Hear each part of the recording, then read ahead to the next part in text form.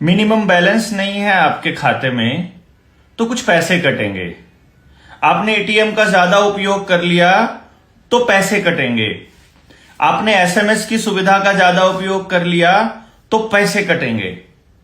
कितने पैसे कटेंगे ये डिपेंड करेगा बैंकों के ऊपर कि प्राइवेट बैंक है कि वो अपने आप को सरकारी कह रहा है। आपकी जानकारी के लिए बता दें कि आरबीआई भी एक प्राइवेट बॉडी है और कोई भी बैंक सरकारी नहीं है। आज के दौर पर आपको मालूम होना चाहिए। और आरबीआई का तो गठन ही अंग्रेजों ने किया है, ये तो आपको मालूम ही है 1934 के अंदर।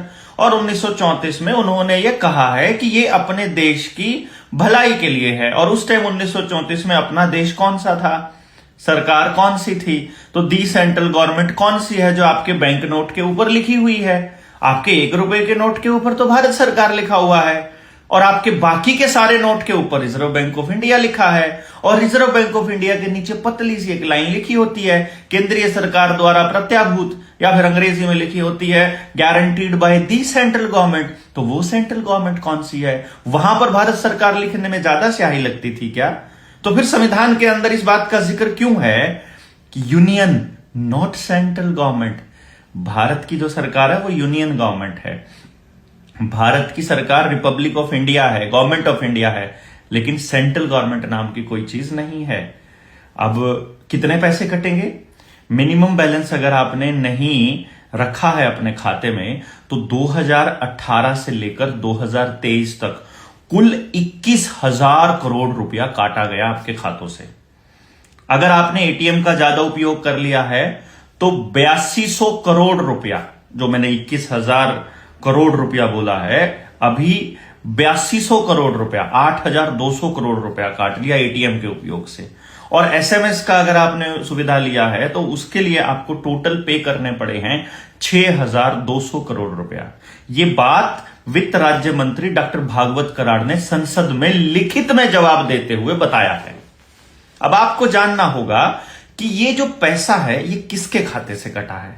सीधी सी बात है, जिसने बैंक में खाता नहीं खुलवाया उसके खाते से नहीं कटा है, और जो मोटी अमाउंट कमाते हैं, जो बहुत पैसा कमाते हैं, उन्होंने भी ये पैसा नहीं कटवाया है, क्योंकि उनका खाता भी कभी मिनिमम बैलेंस के लेवल पर नहीं जाता है।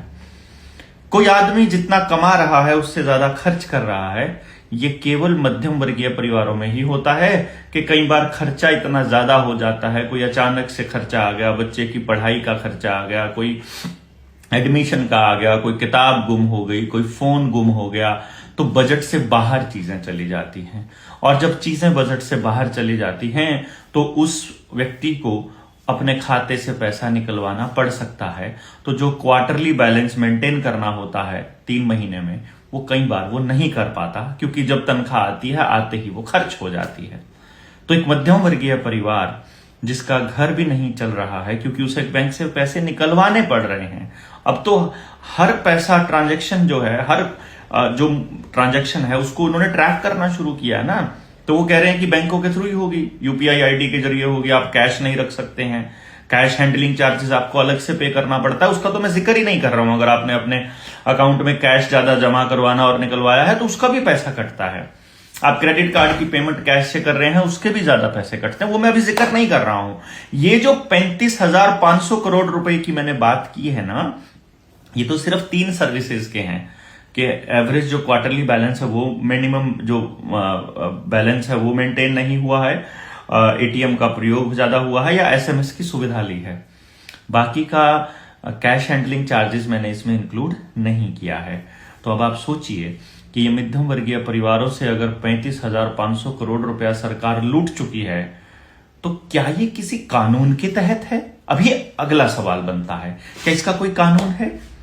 जब हम आरबीआई के पास पहुंचते हैं और जब हम आरबीआई से पूछते हैं या आरबीआई की गाइडलाइंस को देखते हैं तो आरबीआई ने 26 दिसंबर 2002 में एक गाइडलाइन जारी की थी कि किसी के भी खाते से कोई पैसा नहीं काटना है, लेकिन उसमें एक लाइन ऐड कर दी कि ट्रांसपेरेंसी मेंटेन करने के लिए, अपने खर्चे निकालने के लिए और अपने अकाउंट्स की मेंटेनेंस का खर्चा भरपाई करने के लिए बैंक अगर पैसा काटना चाहता है तो तो कस्टमर को बताकर काटे।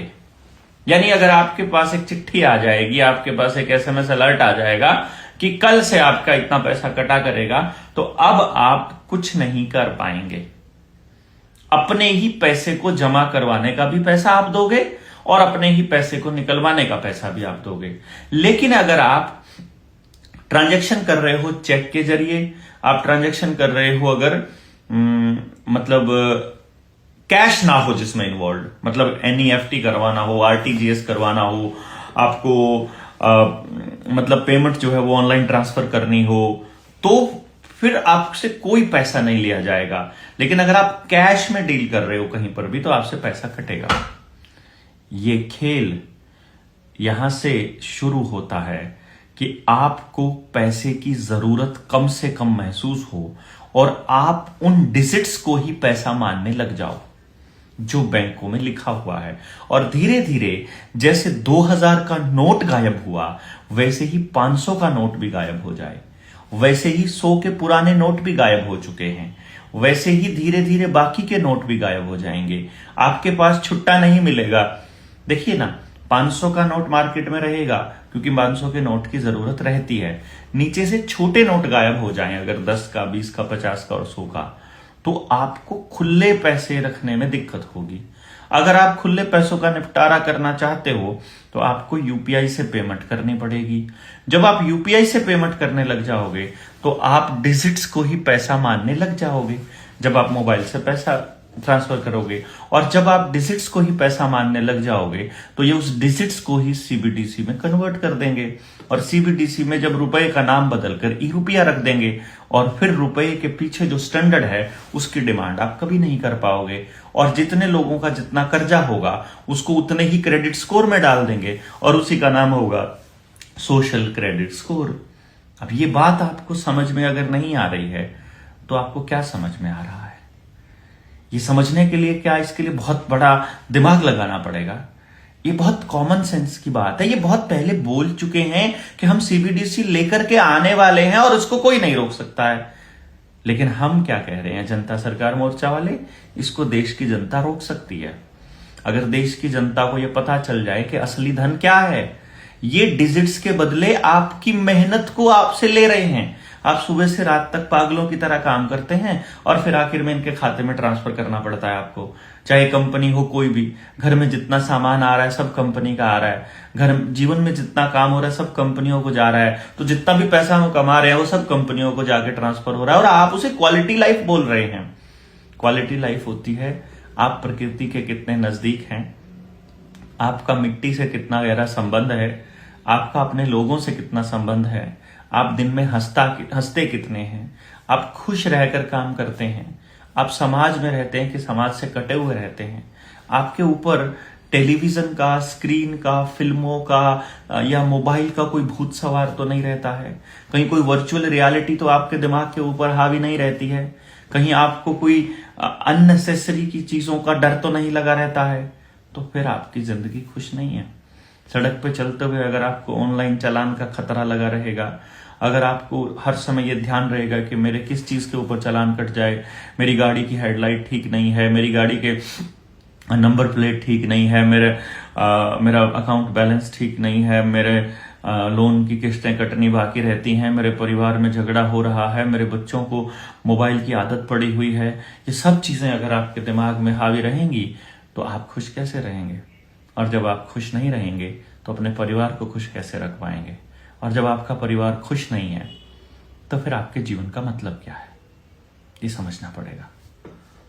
अगर आपको असली धन की तरफ जाना है तो आपको जानना पड़ेगा पशुधन असली धन है, उत्पादन असली धन है, जमीन असली धन है, आप असली धन है, हम असली धन है, ये समाज असली धन है, ये डिजिट्स धन नहीं है।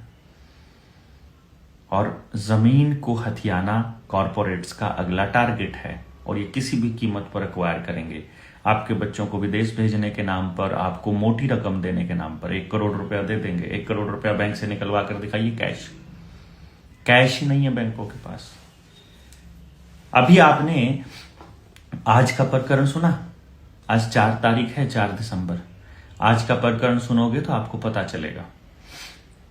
पलवल की जो टीम है, नूंह की जो टीम है, अपने जो जनता सरकार मोर्चा के साथी हैं भाई सोमदेव, उनको उनको बैंक में जाकर के बैंक वालों से सवाल पूछना था कि तुमने गाड़ी उठाई कैसे। उनके एक साथी हैं प्रदीप, उनकी गाड़ी को उन्होंने उठा लिया। कैसे उठाया? देखो, मैं जो बात हमेशा से कहता आ रहा हूं, इसको समझिए आप। उसकी गाड़ी को कैसे उठाया कि ये किसके इसके नाम है गाड़ी, प्रदीप के नाम है। गाड़ी कोई और चला रहा था, उसका कोई दोस्त था, रिश्तेदार था कि कौन था, आई डोंट नो, लेकिन कोई और चला रहा था। उससे पूछा गाड़ी किसकी है? बोला प्रदीप की है। किसके नाम? प्रदीप की है। इसकी किस्तें नहीं जमा हुई है।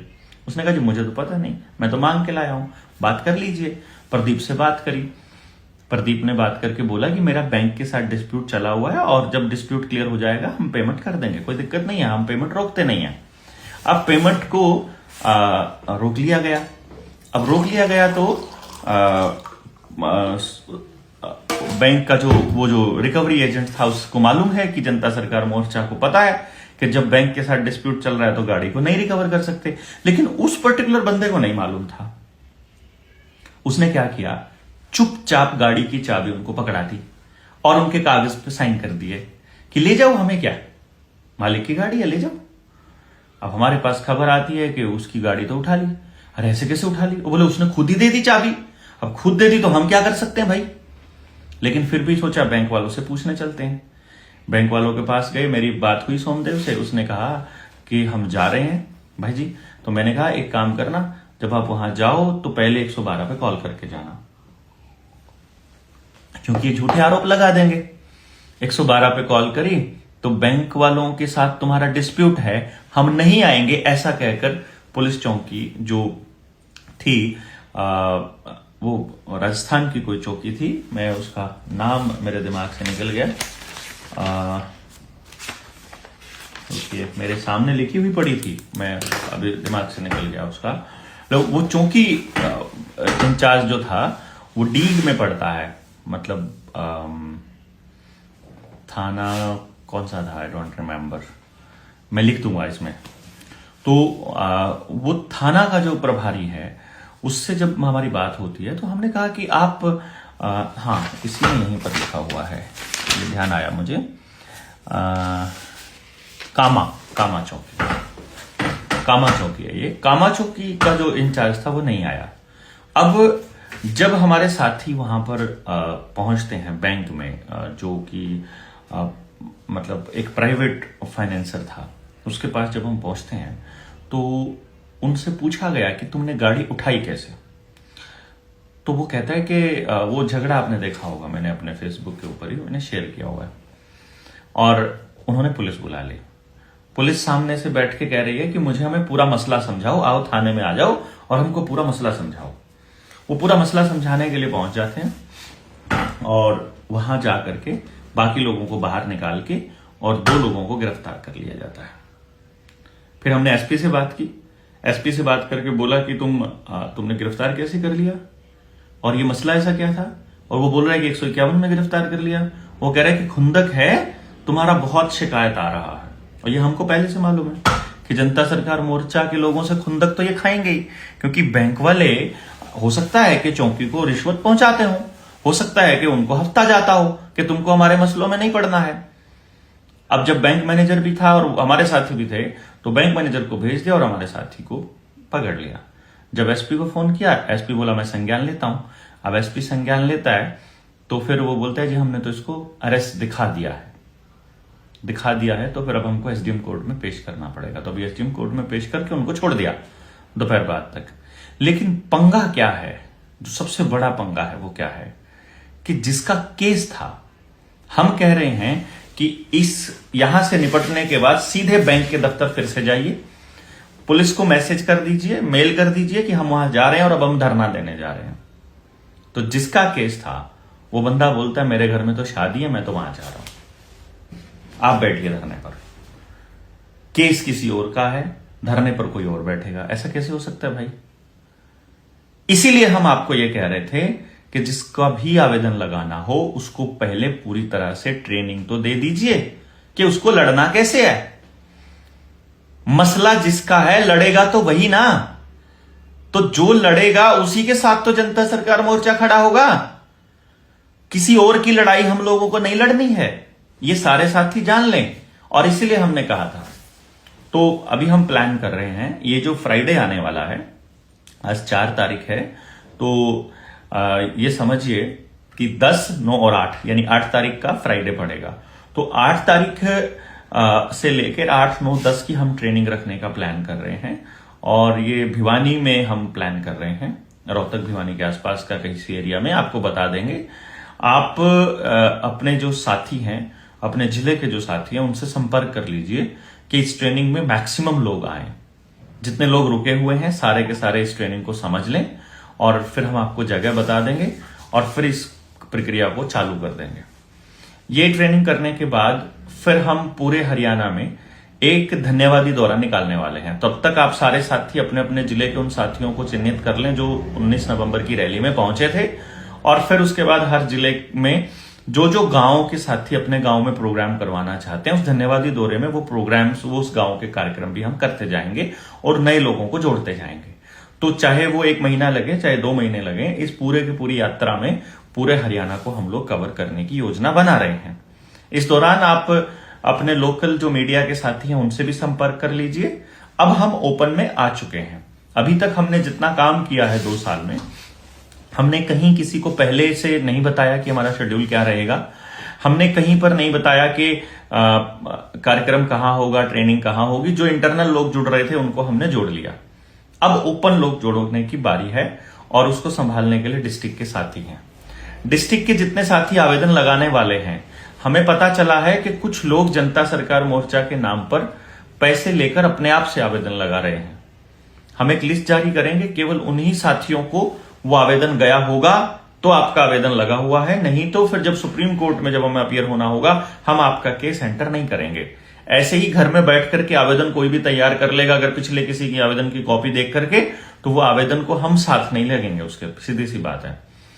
क्योंकि चोर लोगों के साथ लगने का काम अपना नहीं है, तो समाज के साथ खड़े होने का काम है। अभी तक हमको जो 19 नवंबर की रैली तक का है उसका कुछ अभी बैकलॉग पड़ा हुआ है, कुछ पेमेंट हम पे नहीं कर पाए हैं। तो उसके लिए वक़्त फाउंडेशन का जो अकाउंट नंबर हमने दिया हुआ था, जो साथी पे कर सकते हैं वहां पे कर दीजिए सहायता राशि को। और जो भी आवेदनों से जो भी आप लोगों ने हमें सहायता भेजी थी, वो सब सहायता राशि तो ऑलरेडी बहुत पहले ही खर्च हो चुकी है। तो अगर हम आपसे रिक्वेस्ट करते हैं कि मेरे ख्याल से ये सारा पैसा समाज के लिए ही इस्तेमाल होता है, और वैसे भी सारे बैंक जो है वो उड़ने वाले ही हैं। अब हम ये नहीं कहते हैं कि आप हमें दीजिए, हम तो ये कह रहे हैं आप अपने एरिया में समाज को जगाने के लिए इस राशि का इस्तेमाल कर लीजिए। और ये बैंकों ने जो चोर बाजारी करी हुई है, अगर इसका मसला आपको समझना है तो डिस्क्रिप्शन में ये वीडियो दे रहा हूं मैं, इस वीडियो को देखिए, इसको समझिए, रुपए के खेल को समझिए। ये समझना बड़ा जरूरी है आपका। अगर फेसबुक पे आप ये वीडियो देख रहे हो तो कैप्शन में वो समझिए, क्योंकि वो वीडियो का लिंक से आपको मालूम पड़ेगा कि बैंक आपके साथ धोखा कैसे कर रहे हैं। जब तक आपको ये पता ही नहीं चलेगा कि वो रुपया किस तरह से फर्जी और हम आवेदन क्या लगा रहे हैं, तो आप इस लड़ाई को भी नहीं समझ पाएंगे। तो आपसे गुजारिश है कि ज्यादा से ज्यादा संख्या में लोगों को जोड़िए और ट्रेनिंग के लिए लोगों को बताइए, और आपके जिले में जिसका कार्यक्रम है उसका आवेदन, उसके लिए आप भेज दीजिए मैसेज पे लिख करके। और मिस्ड कॉल के लिए आपको नंबर दिया ही था 9518170000, जनता सरकार मोर्चा से जुड़ने के लिए। टीम के कुछ साथी हैं जो बहुत काम कर रहे थे, तो अभी वो आपसे संपर्क करना शुरू करेंगे, आपको आपके जिलेवार ग्रुप्स में जोड़ना शुरू कर देंगे, और बहुत जल्दी हम लोग जनता से जुड़ करके अगले स्टेप की तरफ बढ़ेंगे। धन्यवाद, बहुत बहुत शुक्रिया। जय हिंद, जय भारत।